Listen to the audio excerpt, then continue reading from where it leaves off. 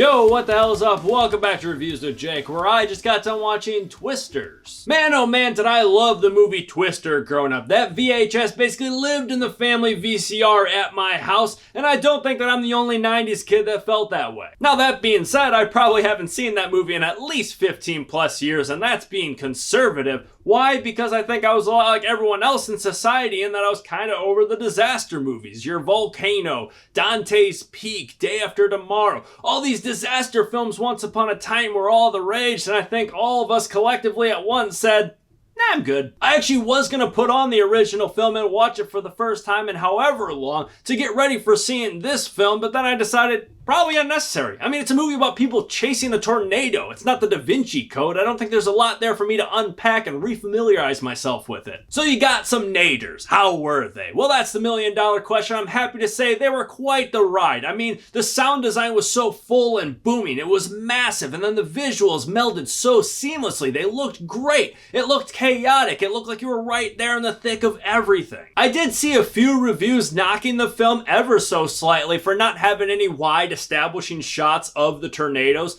to see the grand scale of them all. But I mean, who gets to see that vantage point anyway? I mean, outside of me and Kelsey when we were camping a few months back, when we were up on the bluff side and we saw down in the valley a massive hellish storm creeping up on us from behind that ended up snapping trees left and right. That was such a noteworthy experience because most of the time people don't see a storm from that vantage point. They see it when they're right in the thick of it getting punched in the face by it, and that is where this film places you throughout most of the runtime. Where shit is hitting the fan left and right all around you. You don't know how big the storm is, or if it's close to passing, or if it's got an hour left in its window. All you're too busy doing is just ducking and dodging trees and cars and debris to really give much of a shit.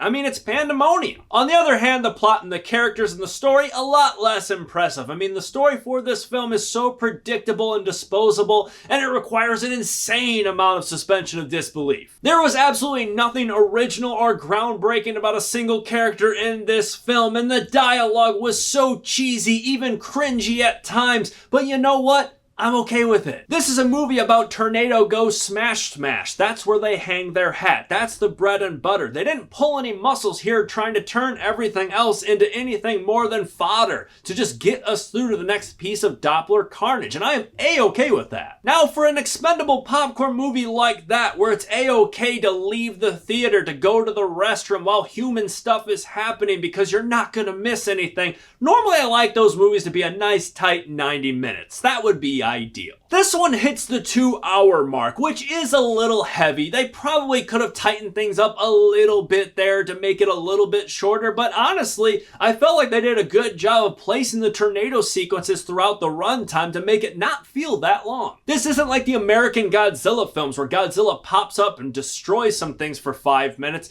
walks away, disappears for like 20-30 minutes before you see him again. There's a lot of tornado sequences in this movie, and it kind of keeps it moving. There aren't a lot of lulls. You aren't ever more than like 5, maybe 10 minutes away from seeing more tornado action. At least that's how I felt while watching it. It kept it moving, and I appreciated that. I'm okay with a long runtime if they keep it moving. All in all, this movie was exactly what I hoped it would be, and frankly, it needed to be. It's a good summer blockbuster, shut your brain off popcorn blast of a time that I highly recommend seeing in your local theater, or, if available, see it like I saw it, at the drive-in. I mean, come on. It was a crystal clear night, full moon, clouds in the sky. Was I low-key kind of hoping that those clouds were going to do a trick or two to make it a true 5D viewing experience?